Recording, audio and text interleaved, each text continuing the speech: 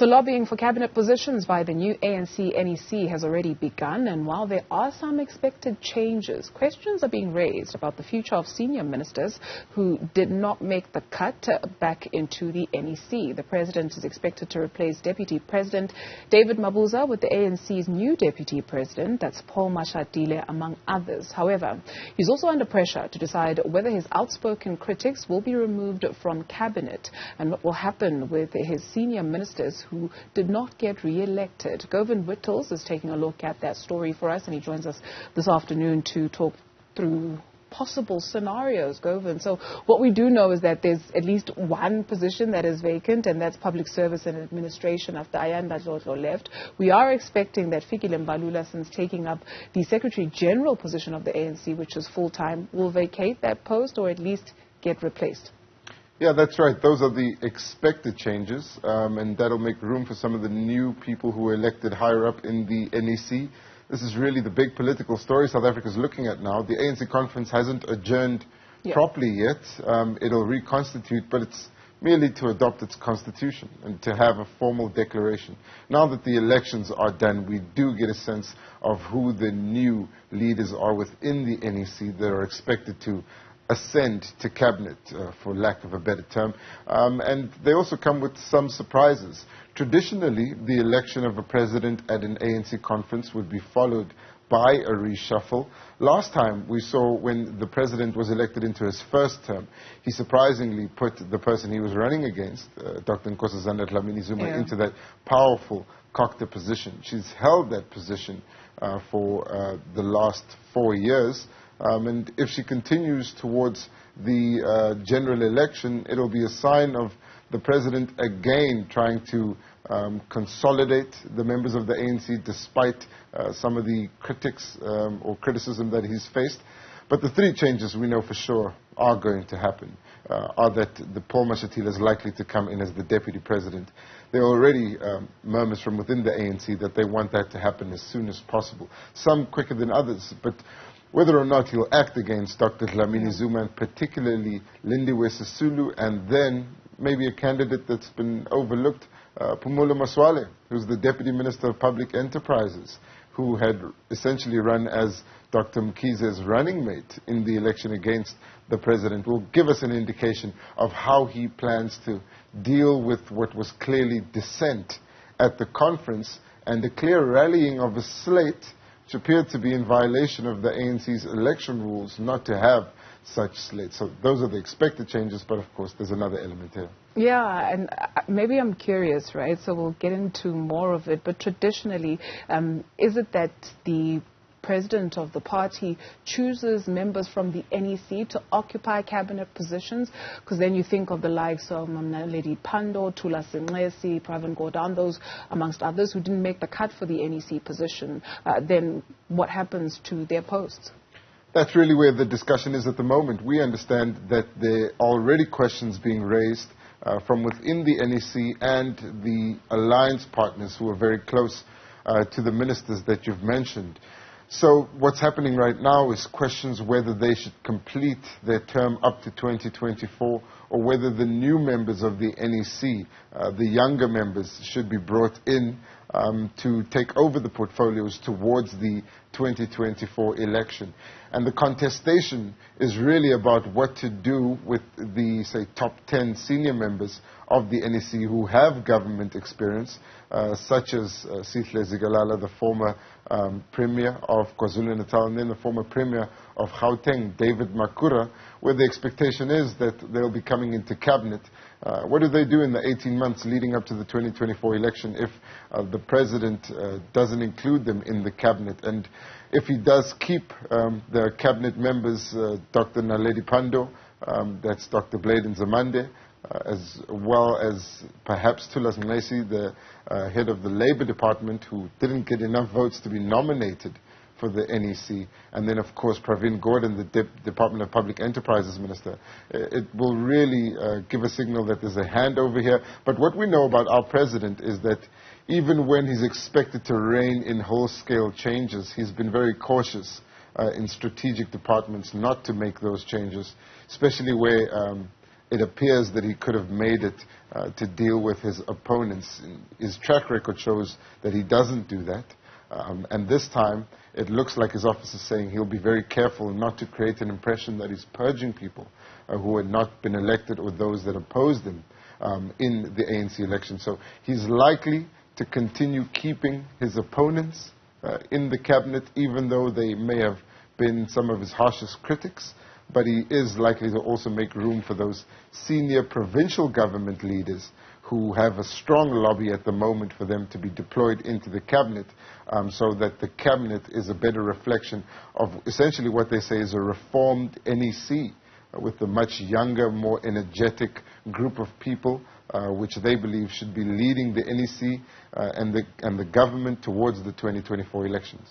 So essentially the president having to walk a tightrope. Surely there must have been a moment, right, where the anxiety was at its peak, especially on the opening of the conference when he was meant to give that political report and what we saw. So in terms of him retaining those who have publicly spoken out against him, we'll see what will happen. But I do wonder, right, because you went in particular on a story where the president and the water and sanitation minister was Senzo and the relationship between those two, even at a time some suggesting that he may become deputy president. So is it a foregone conclusion that Paul Mashatile will be deputy president?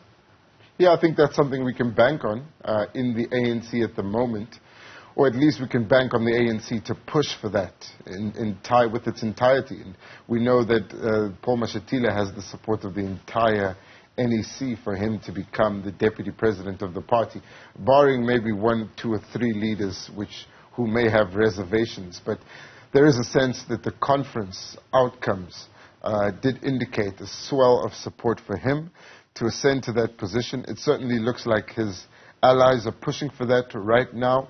If he doesn't become deputy president, it would be a big surprise, considering that we also understand that the current deputy president, David Mabuza, has indicated his intention to vacate that post, to make space for Paul Mashatile, anticipating that would happen. So the premise of the reshuffle itself is kind of anchored on not only filling that Department of Public Administration position that's vacant, and also the Department of Transport position that will be vacant after the election of Fikile Mbalula, Secretary General, but in big measure to make space for Paul Mashatile, who's coming into cabinet for a second time. Remember, he used to be the Minister of Arts and Culture. Yeah. He's also a former Premier of Gauteng, so he has a lot of government experience. There really is no justification to keep him out, considering his election as the Deputy President. And there's precedent for the President of the ANC doing something like this, making way for the new Deputy President. So I think those 3 changes we can bank on. Whether or not he'll remove Dr. Nkosazana Dlamini-Zuma and Lindiwe Sisulu is not clear at this stage. That's what his allies certainly believe should be done, but Nkosazana Dlamini-Zuma already on record saying she's ready to work with the president in whatever capacity. And then, of course, there are those senior leaders. The ones to watch is definitely Sihle Zikalala and David Makhura, because, of course, number 2 on the list is Mdu Manana, who has questions around him, and it's unclear how his appointment to a senior position in government would be received. And then Malusi Gigaba, fairly high up on the list, someone who would definitely merit an appointment based on ANC politics. But remember that he's also implicated in the Zondo report, and the president is leading a renewal campaign. To quote Fikile Mbalula, they say it's renewal or death right now, and it seems like that's what they'll be leading with in the ANC. So they'll have to walk a tightrope, but also be careful about who they appoint there to see the reaction from the different stakeholders outside of the ANC. So there's the imminent cabinet reshuffle, but there's also the work that the incoming NEC will have to do, and in particular what the Integrity Committee of the ANC cited as one, them having a lack of capacity to actually clean up the organization and put right people who bring the organization into disrepute. The matter of the reports into Phalaphala, into Digital Vibes, into members of the party, in particular, maybe, Dr. Nkosazana Dlamini-Zuma, who was also very vocal against President Cyril Ramaphosa in the lead up to this conference, going as far as voting against the party in Parliament. Well, the Integrity Commission's report at the National Conference didn't deal with the Phala Phala report. We got that from the Secretary General.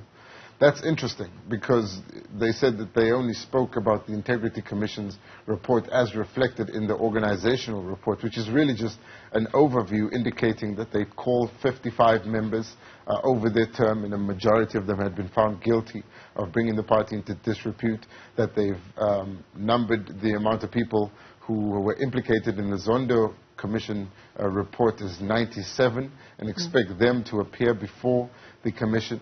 What's interesting about it is that the incoming NEC will decide whether or not to keep the Integrity Commission leadership for another term. Right now, we understand there's some discussion about that. It's really too early at this point because the new NEC would also be co-opting new members into the NEC to reflect a better labor contingent as well as a better mix of representation by what the ANC calls minorities. So they need to get past the 5th, which will essentially be 9 provinces convening ANC delegates in venues and linking them up via a hybrid system, have them vote on the constitution, adopt it, also formally close out the conference so that the party is led not just by this top 7 in the NEC, but they have actual conference resolutions. And that would empower them to then use different elements of the Constitution, which includes the fact that they could co-opt people or appoint different heads of commissions, and then essentially start running the party. They'll have an uphill battle to fight in terms of perception because they've now indicated how many members they need to call before the Integrity Commission. And they'll have to do that all within the next 18 months, which is essentially election season, because we're going to the 2024 polls. Fully so. Just one final question. There was talk about the, not public service, Pravin Gordhan's portfolio being disbanded and, you know, the various portfolios within that portfolio, for lack of a better phrase, going to different departments. What are we hearing about that? For instance, you know, energy, ESCOM going to the Department of Energy. Well, there was a big lobby at the ANC conference, we understand, particularly in that Economic Transformation Commission, where there was a huge defense mounted for the coal miners in Mpumalanga by the delegation of Mpumalanga, for the just transition to be a slower transition, and for that the people in those areas to be specifically reskilled and not necessarily transferred to other areas so that the economies of those towns don't die. But what's been interesting is the commentary from the finance minister, who indicated that the president holds the prerogative to move the functioning or overseeing of a utility from one department to another, and the president can do so on his own. So he could decide to move ESCOM to the Department of Energy, which is a consideration we understand is on the table, but not necessarily finalized just yet, and then whether transport or Transnet would go under the stewardship of the Department of Transport is also being considered.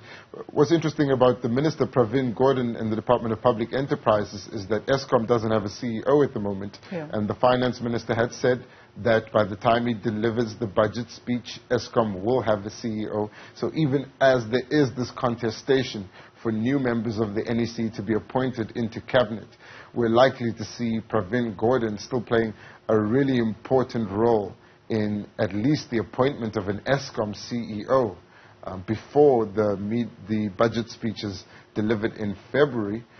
That will likely keep him in the job until then. I don't know if that means that he'll likely survive a cabinet reshuffle, but we do know that the ministers mentioned, Naledi Pandor, Pravin Gordhan, Dr. Bladen Zamande, and Tulas Messi to an extent, form kind of the core of the cabinet that the president started his term with. The ministers who he leaned on a lot during the lockdown as well, if you include Dr. Nkosazana Dlamini Zuma and Minister Ibrahim Patel from the Department of Trade and Industry. Ibrahim Patel also not in the NEC at the moment. We understand he wasn't before, so there would be justification for keeping him on. And it's not clear whether the president will act against them. At the moment, it appears more likely that they would continue until 2024. So still very misty and so much to unpack and look forward to. Govan Whittles, thank you very much for that comprehensive update.